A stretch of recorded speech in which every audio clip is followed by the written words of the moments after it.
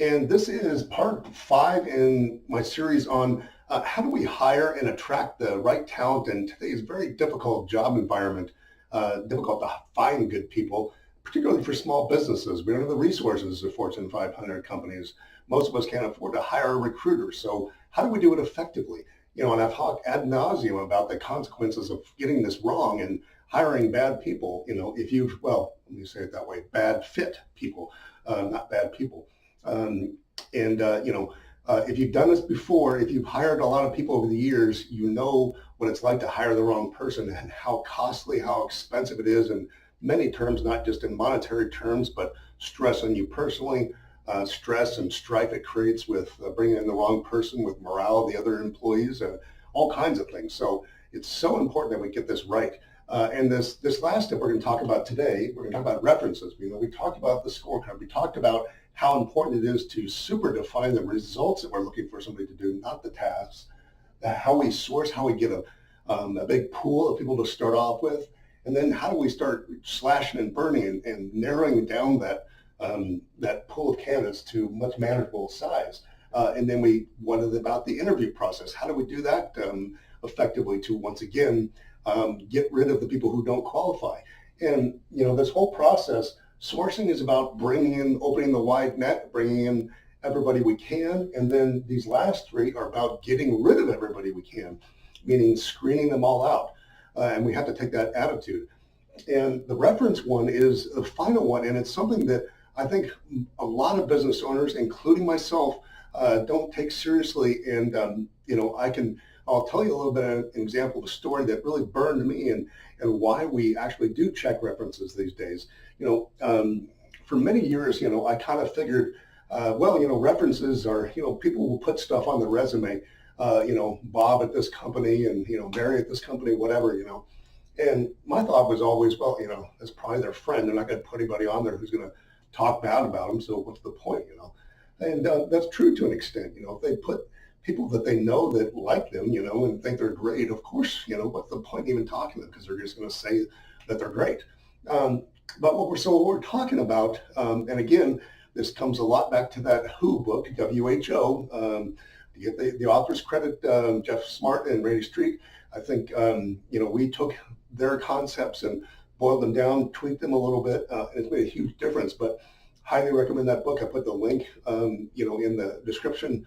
Not that I have no financial interest in it or anything like that. I'm not an affiliate, but just a fantastic book. So I want to give credit where credit is due. But when we're talking about references, the kind of references we're talking about are mostly previous bosses, previous supervisors.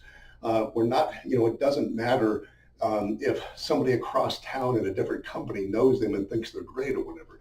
That's not nearly as powerful because that's not what we're talking about. Because what we're looking for is how are they going to react in our company under our leadership, whether it's directly with us or directly with somebody else in your company. That's what we're looking for, that relationship.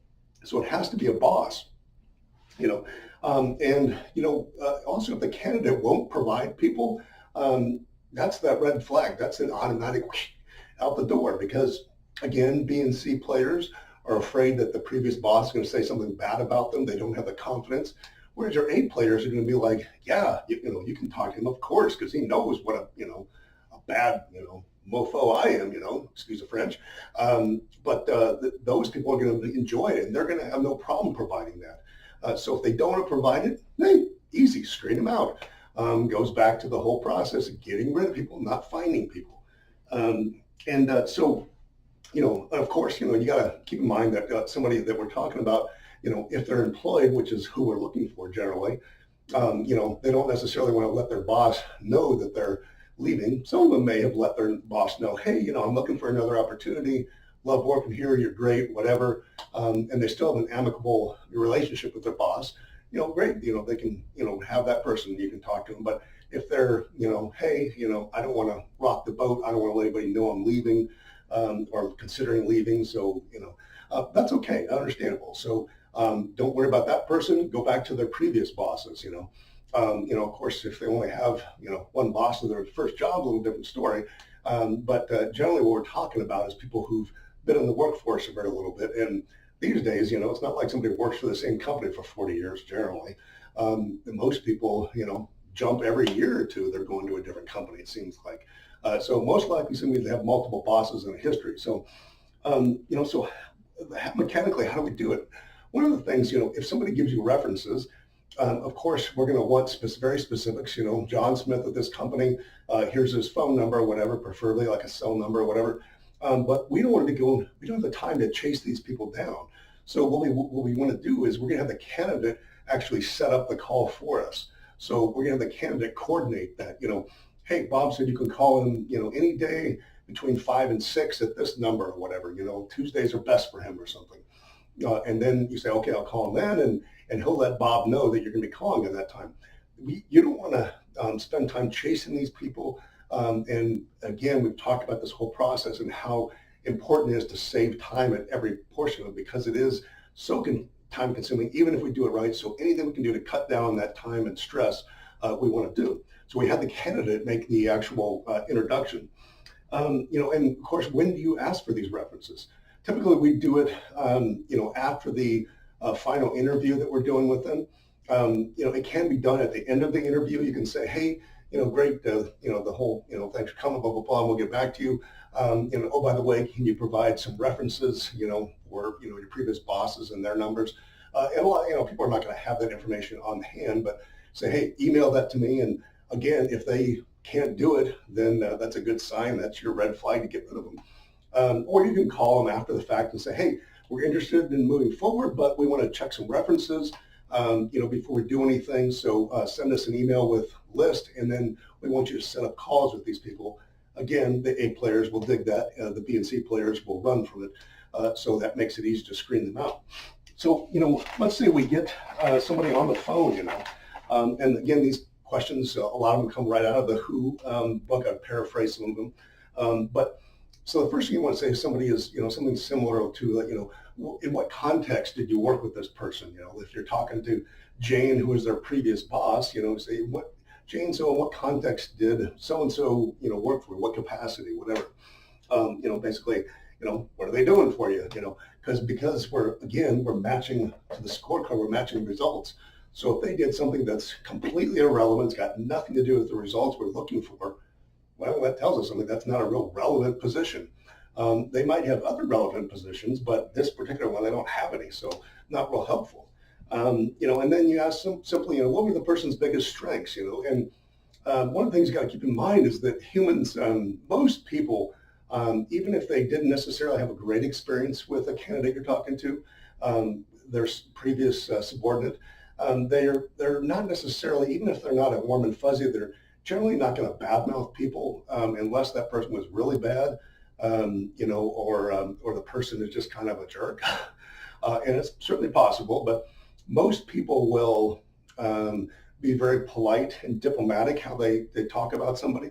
So in other words, they're more likely to rate somebody higher. So if you say, what are their biggest strengths, they might enhance that a little bit, So we have to read between the lines on all of this. This is one of those things where we've got to slow down the process, and we've got to be very good at listening and reading between the lines, because people are not going to come right out and say it, in my experience. So we asked them what are the biggest strengths, and say what were their biggest weaknesses back then, because people improve over time, and they would know that. So they may say something, well, yeah, they started off and they had difficulty with this or whatever, but over time they improved, and that's what we're looking for. And then, just how would you rate them overall, in their performance, in this job from like a 1 to 10, and say, they may say, oh, I give them a 7. And, great. Well, that gives us some information. That's a positive. It's a 7. I mean, we would probably look for an 8, 9, 10, but, 10 is, of course, who we're really looking for, those A players. But the important follow-up question, even more important than the rating, is why did you give them that rating? And, it's really funny because I've done this a lot, and people will pause on the other end of the phone and they'll go, oh, why did I give them that rating? And you'll have to put it into words, and you're going to find out things that